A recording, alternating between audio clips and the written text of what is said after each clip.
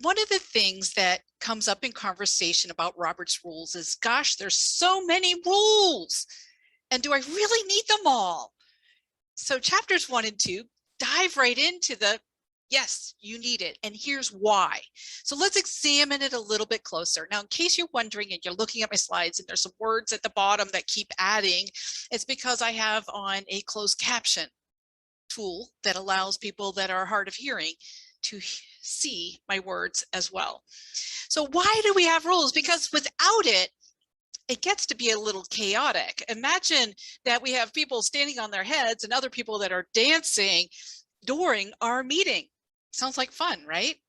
But what's the purpose of our meeting? And we have some things that we need to get done. And so this is why we have rules. All right, first, we have too many people and we can't just simply have an easy conversation between one or two of us.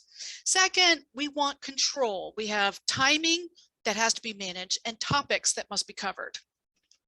Third, we want to accomplish something, don't you? I don't like being in a meeting and then walking away saying nothing happened. And then fourth, we want something that's fair for each of our members, that they say, I was heard today. So we have some characters that are going to be part of this meeting. The first character I'd like to introduce is the presiding officer. Typically, it is our president. And for this club, that is Jenny. Thank you, Jenny. Our presiding officer is the person in charge of the meeting, and they're, in their case, elected into this role. Now, in the event that Jenny can't make the meeting, our presiding officer would be the vice president of education. Even though they're not the president, they would be the presiding officer. A chairperson is the person that is managing that particular meeting during the meeting. The secretary is the person who puts whatever happened, whatever decisions were made, puts it in writing so that there's a formal record of the conversation and the decisions that were made. Parliamentarians, yes, we have a few. Parliamentarians are the individuals that manage the rules.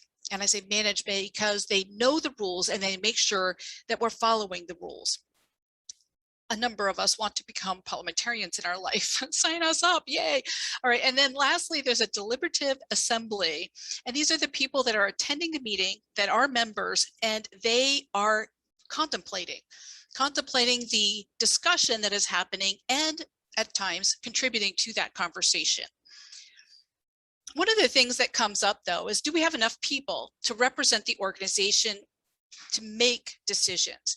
And in the event that we don't have enough people, well, actually, let me rephrase that. It's normal to have people that are absent. So how many people absent is too many people? And so we want to have a threshold or a minimum number of members who are present to conduct business. That is the quorum. And I hope you like my pictures. I wanted to be somewhat creative with this. So the quorum for our club is based on Toastmasters International rules. And to find that, we go to the club constitution, Article 5, quorum and voting, Section 1. The first sentence says, a majority of the active individual members shall constitute a quorum for transactions of all business of this club. Now, I'm not going to get into definitions of, let's say, what is an active member, but we say a majority. So these are the people that are paid Toastmasters, paid to belong to the club, and it's a majority of those. Right now, from my understanding, at the end of the day, Jenny has told me in private that we expect to have 33 members of this club. Okay, so let's take that number, 33 members, and say, what is a normal quorum based on 33 members? And so we would say, okay, a majority is the quorum, therefore 17 members. How did I get that?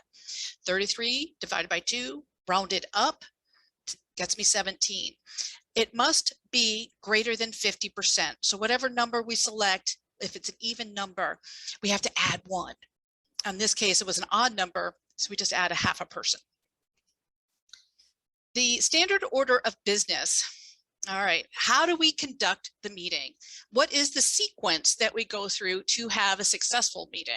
First, there's the reading and approval of the minutes. Do you need to read it?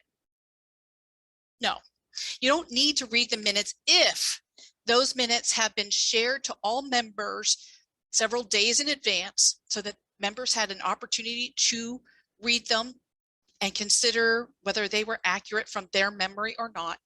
And then in the meeting, the presiding officer can ask, are there any corrections to the minutes? Unanimous consent, I want to say it is. All right. And that's where we simply listen for if there's any objections. There was no objection. So boom, it is accepted. Then we have reports. The reports will be from the officers and from any committees that have been established on behalf of the organization. Once we have listened to them, then sometimes the reports will have motions part of that. And we listen to the motions and we can deliberate and vote on those motions. The third bullet point is unfinished business. This does not mean old business or stuff that we already decided about in the past. We're not bringing it forward again. What it means is that we started something and we didn't finish it. So we have to bring it back to the deliberative assembly so that we can decide what that is, what we want to do about it. Then the last bullet point is new business, meaning we have something brand new that's coming before us for the first time. Now the agenda. I know that this can be somewhat confusing. Why do we have to approve the agenda when it's the presiding officer who's in charge of the meeting? They should be able to just simply decide what there's going to be. Well, it turns out that we want the group of us to have a say in that agenda. It's not up to the presiding officer or the president or somebody else to decide what we're going to talk about. It's up to us to confirm that this is what we want to talk about. So the agenda is setting the orders of items to be considered. In addition, if there's timing involved, it is to say that we must hold to this time. So in our agendas of this club, we do have meeting times involved, and perhaps what we might want to do is put a little asterisk saying these are suggested times, not exact times.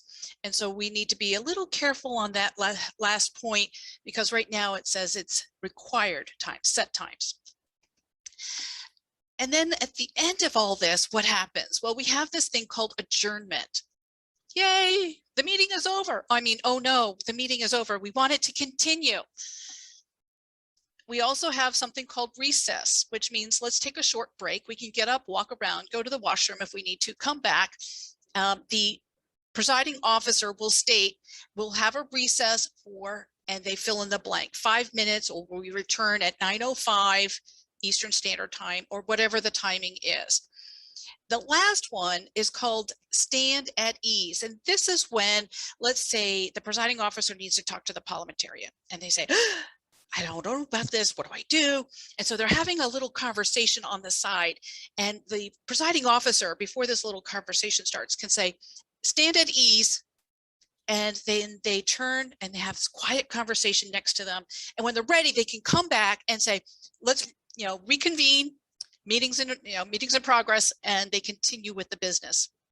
So each of these measures, each of these word choices allow us to take needed breaks or end the meeting as appropriate. So what do we have when it's all said and done? Results. We have a number of people that were involved, and we established some level of control for timing as well as the topics that were covered. We made decisions. Yay, accomplishments! And we were fair. In other words, we were not biased in the conversations. We heard from both majority and minority decision makers. We heard the voice of the members. And that's really important in establishing these meetings. So I'd like to again invite you, if you have not done so, to purchase a copy of Robert's Rules of Order, newly revised, in brief, chapters 1 and 2, and enjoy the reading material. Have a good day. Back to you, Madam Toastmaster.